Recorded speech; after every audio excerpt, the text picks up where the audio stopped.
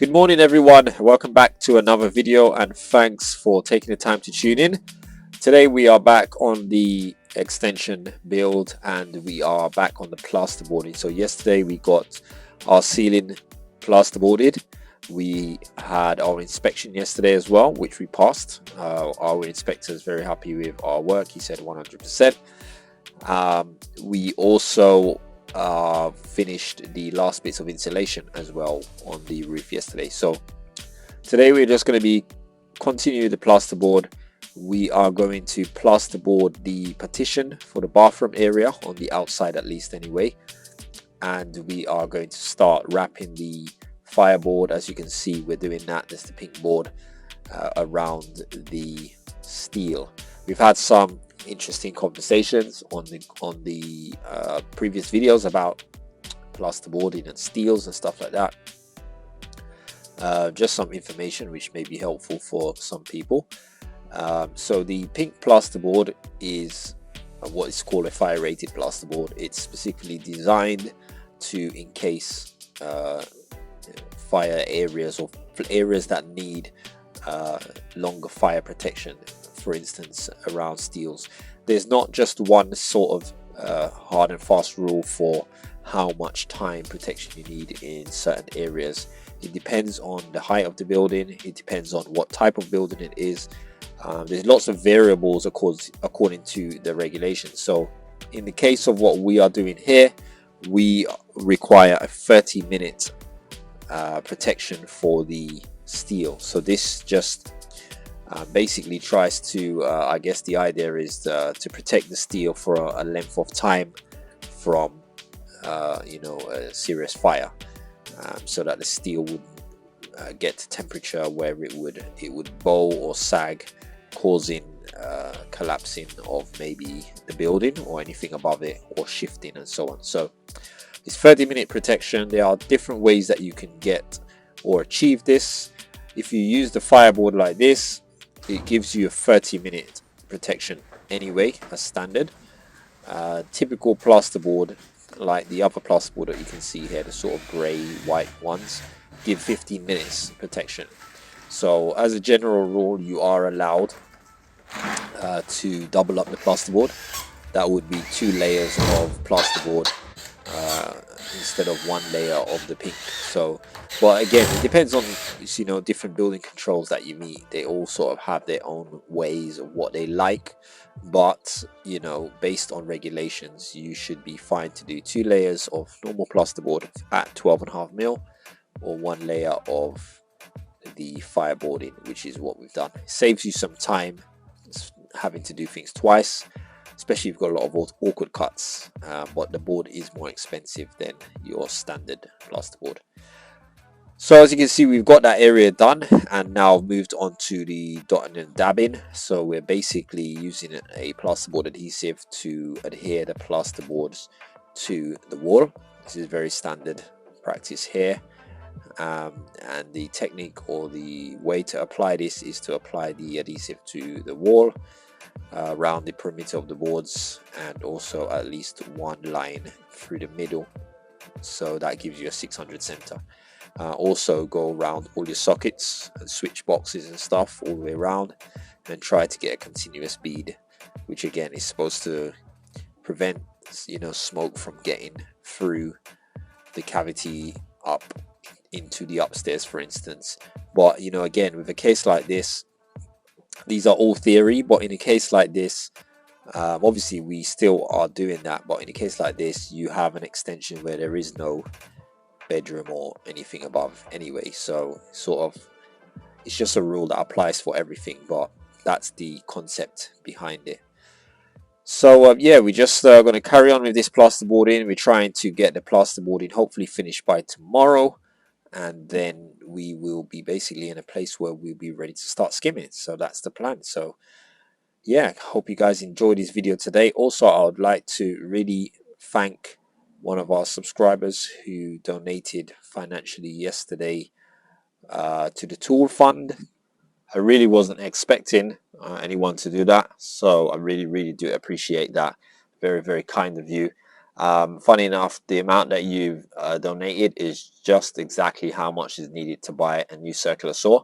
So because we had our circular saw stolen, one of our cordless drills, a 9-inch angle grinder, and a couple of other small bits and so on. So we did report it to the police. They did come down. They did said that they were going to do some whatever it is they do, but you know, we've logged it down on the system.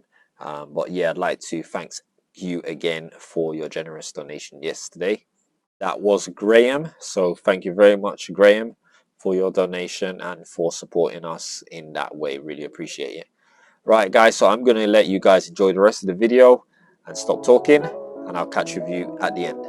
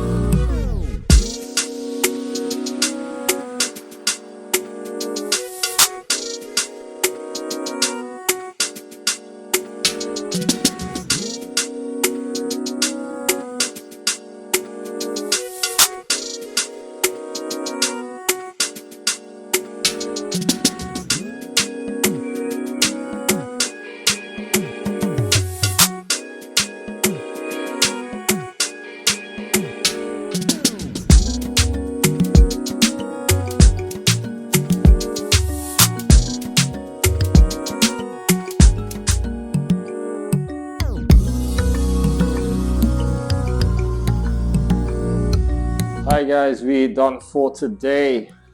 It's starting to get dark, so we're getting really poor light because we haven't got much lighting in here. But you can just about make out what we've done today, which is basically most of the plasterboarding, I would say, a good portion of it anyway. We got some dot and dabbing we done all around here. We managed to also do that small back wall here. We have completed the partition for the bathroom, so that's all been plasterboarded. We completed the last few bits around the door, the ceiling, and we also have got in the fireboard around the steel on the top part anyway. So tomorrow we will attack that side, wrap that around the steel, finish a little bit around the door here, and also we're going to attack this big gable end wall, which is a large wall, but it's not that much plasterboard to do there already, so we should definitely get this completed tomorrow. So yeah, that's it. We're about to leave now, guys, so thanks for watching. Hope you guys enjoyed today's progress. Let us know if you've got any questions, and we'll see you guys tomorrow. Take care.